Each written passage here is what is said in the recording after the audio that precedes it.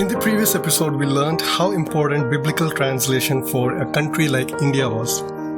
Also, I talked about the technical theories and ways followed by the early linguistic scholars to do the tedious task of translation of a book like Bible. So two of the previous episodes were especially Indian.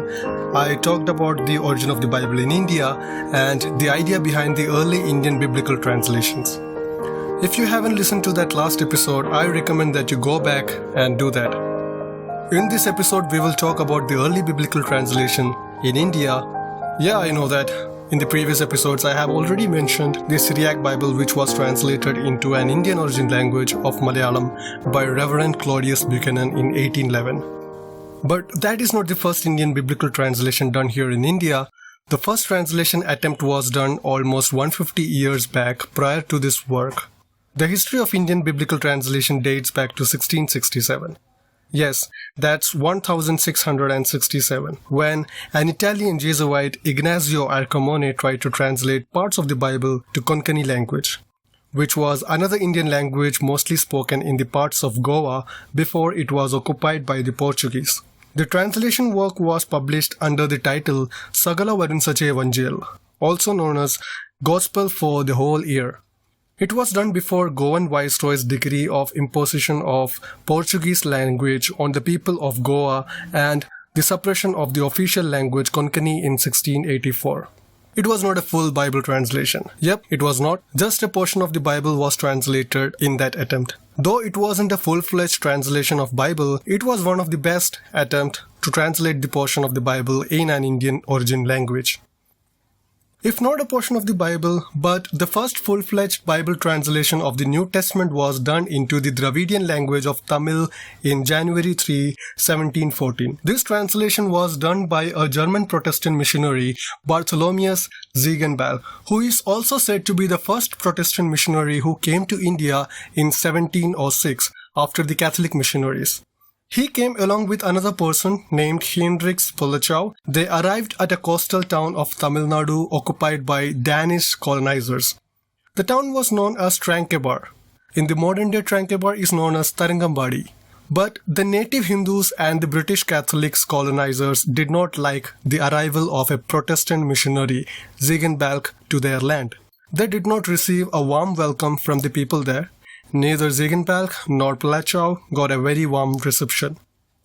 Hindu natives and even fellow Europeans suspected their intentions, both for different reasons. The Hindus felt threatened by the incoming and possible imposition of Christianity, and the Danish officials feared that new converts would stand to challenge the colonizers' authority. Yep, that's human psychology. What else they could have done, right? But Ziegenbalg had some other plans. He soon began learning Tamil language and in 1708 started his work of translating the New Testament with the help of Johann Ernst Grundler. Although he completed his work in 1711, with no existing printing press in that region, he approached Indian scribes to copy his word onto palm leaves with an iron stylus. They followed the same form of inscription used by the early Indian scholars who created numerous traditional Indian manuscripts. It is said that Ziegenbalg is the one who called for a printing press to be sent to Tamil Nadu for the publication of his Bible translation. By 1714, after numerous revisions to his text, and after a lot of efforts in the printing press to get the work done, the result of Ziegenbalg's incredible endeavor was India's first Bible in a local language.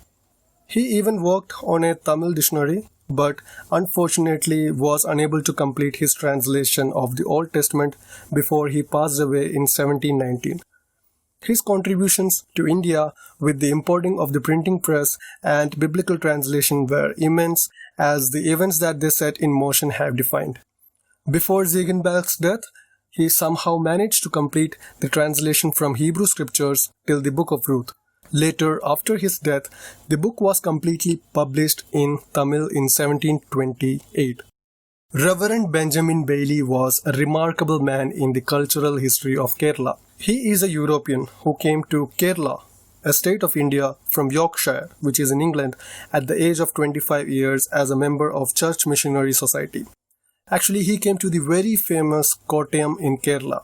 The first assignment given to Benjamin Bailey on his arrival in Kottayam was to work as a superintendent or a principal of the very iconic CMS College of Kottayam. Here, CMS stands for the Church Missionary Society.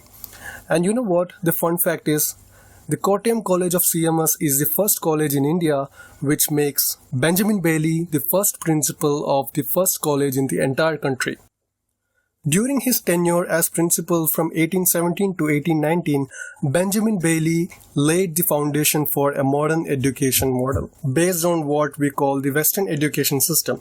For this purpose, he formulated a new curriculum and syllabus upon which the whole education system of India stood once upon a time.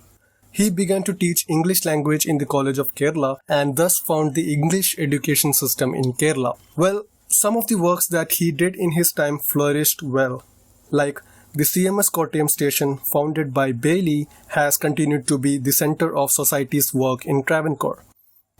Benjamin Bailey translated the whole of the Bible into Malayalam and printed them in newly established one and only printing press in the entire state. The Bailey Bible helped in formulating the modern Malayalam sequence, just as the King James Version helped in the development of the English language.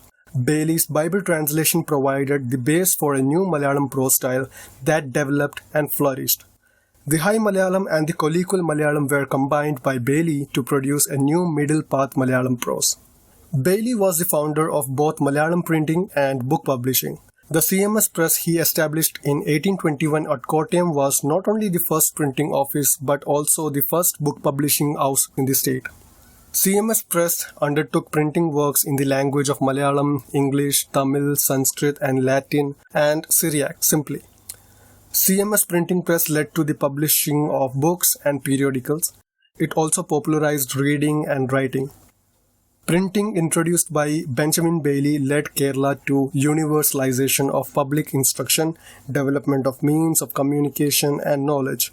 This in turn culminated in social reforms, enlightenment and development of culture. Publication of books, journal and periodicals along with universal education paved the way for the development of Malayalam and its standardization. Benjamin Bailey lived and worked in Kerala for 34 years. Away from England, Kerala was a second home for him. Well, surely I would say Benjamin Bailey was a remarkable man having a unique record of work done by a single person. His contributions towards the development, education, cultural reformation is really incomparable. And one of the inspiring accounts of biblical translation comes from a European shoemaker, a cobbler who came to Calcutta or today's Kolkata, India, William Carey. He was one of the most inspiring people who spent almost 41 years here in India. He claims to have acknowledged his humble beginnings as a shoemaker and called himself a cobbler. He also became a pastor of an early Baptist church when he was in Europe and happened to have traveled to different parts of the world doing missionary work. As a part of missionary work, William Carey came to India in 1793. Carey worked as a manager for the indigo plantation factory, an indigo trading business under the British East India Company. And during those years that Carey managed the indigo plant, he learned the Indian language Bengali and completed the first revision of his Bengali New Testament Bible. Meanwhile, he also formulated the principles upon which his missionary community would be formed, including communal living, financial self-reliance, and the training of early local ministers. The missionary society had begun sending more missionaries to India. Among them, some were school teachers, some were printers and scholars, and at that time, the East India Company was against the missionaries, which resulted in gruesome acts and atrocities against these missionaries. So these missionaries stayed in a Danish colony in Serampur and later joined by Carey in 1800. Once they all settled there, Missionary Society bought a house large enough to accommodate Carey and his associates and their families as well. Among this missionary group was William Ward. He was a printer. He set up a second-hand printing press acquired by Carey in the early days and began to print the Bible in Bengali language in 1800. William Carey later worked as a professor for Bengali language in Fort William College. In the college, his colleagues were Pandits and Brahmins. From them, Carey learnt Bengali more deeply and also learnt Sanskrit language as well. He also wrote grammars of Bengali and Sanskrit and began a translation work of the Bible into Sanskrit language. He also used his influence with the Governor General there to help put a stop to the superstitious practice of infant sacrifice and the famous sati. He also consulted with the Pandits and Hindu scholars to make sure and determine that these practices had no base in Hindu sacred literature. Though it wasn't so easy in the earlier times, but later in the year 1829, it was completely abolished in India. Well, in the times of Carey itself, the mission managed to print the Bible in Bengali, Sanskrit and some other major languages and dialects. Many of these languages has never been printed before. So William Ward, who managed the printer, had to make custom printing punches of the type with his own hands to get the work done. So in Carey's lifetime, the mission printed and distributed the Bible in whole or part in 44 languages and dialects. Well, that's a lot. 44 is a lot. Some of the accomplishment of William Carey is that he and his associates managed to open the Serampore College, which is still there. You can go there and see it. Carey was also a botany enthusiast, so he founded the Agri-Horticulture Society in India at Alipur. Carey also was entrusted to maintain the botanical garden at Kolkata. The Ganaskaraya plant was named after William Carey. That's awesome. So Carey devoted great efforts and time to study not only of the common language of Bengali, but too many other Indian vernaculars, including the ancient root language of Sanskrit.